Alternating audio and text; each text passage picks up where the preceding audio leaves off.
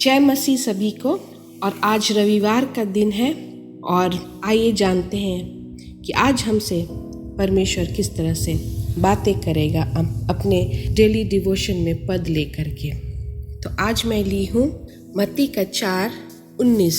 और उनने से कहा, मेरे पीछे चले आओ तो मैं तुमको मनुष्यों के पकड़ने वाले बनाऊंगा। तो ये यीशु मसीह वो सुबह से शाम जगह जगह चले जाते थे।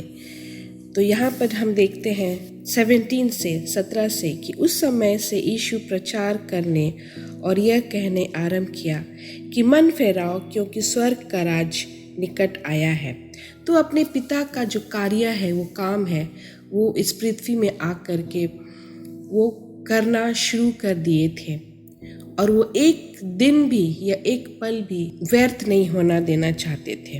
तो जब उसने गलीली के झील के पास या किनारे पहुंचे तो उसने 2 भाइयों को देखा, शिमोन जो पतरस भी कहलाता था और उसके भाई अंद्रियास। तो वो लोग क्या थे? मछुआरे थे। तो वो लोग अपना जाल को तैयार कर रहे थे मछली पकड़ने के लिए। तो यीशु मसीह कितना अच्छा से वो दोनों भाइयों को, वो लोग मछुआरे थे, तो उनका प्रोफेशन या उनका पेशा को देख करके ही उनको बोले, उनका पेशा को छोड़ करके अलग बातें नहीं किए। वो वहाँ से जा रहे थे और वो दोनों भाइयों को देखे कि वो लोग जाल तैयार कर रहे हैं मछली पकड़ने के लिए और वो लोग पानी में फेंकने ही वाले थे अपने जाल को। तो परमेश्वर यीशु मसीह ने उनसे कहा कि आओ मैं तुम्हें सिखाऊंगा कि किस तरह से लोगों का मछुआरा बनना है, बनने के लिए। तो ये बहुत बड़ा शब्द है।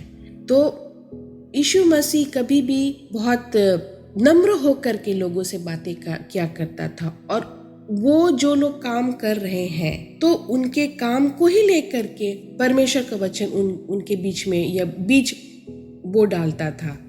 तो अगर वो बच्चे हैं तो बच्चे के साथ बच्चों की तरह बातें करता था। अगर वो महिलाओं के बीच में है तो महिलाओं का जो घर का काम है उसको लेकर के वो बातें करते थे। वो कभी भी ऐसा नहीं करते थे कि वो अगर मछुआरे हैं तो उनसे वो दूसरा काम का या पेशा का या टैक्स कलेक्टर का या ये कारपेंटर का बात क्या करते थे।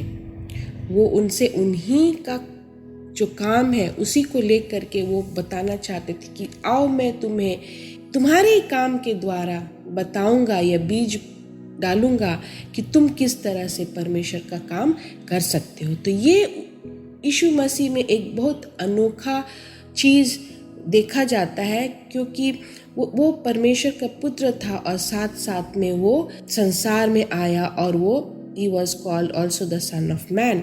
तो वो एक बढ़ई का घर में जन्मा और वो हर एक दिन बस निकल पड़ते थे लोगों के बीच में परमेश्वर को वचन बताना। उनको हमेशा बोलते थे कि स्वर्ग का राज निकट है और तुम अपने पापों को अंगीकार करो। तो यहाँ पर हमें यही सीखने को मिलता है कि किस तरह से हम लोगों को भी यीशु मसीह का बोला हुआ वचन या वो किस तरह से वो तैयार करता था लोगों को अपने काम करने के लिए। तो हमें भी जब हम बाइबल पढ़ते हैं तो परमेश्वर यीशु मसीह आज हमसे बातें कर रहा है और हमें बोलता है कि आओ मैं तुम्हें मछुआरा बनाऊंगा, मछलियों का नहीं लेकिन लोगों का।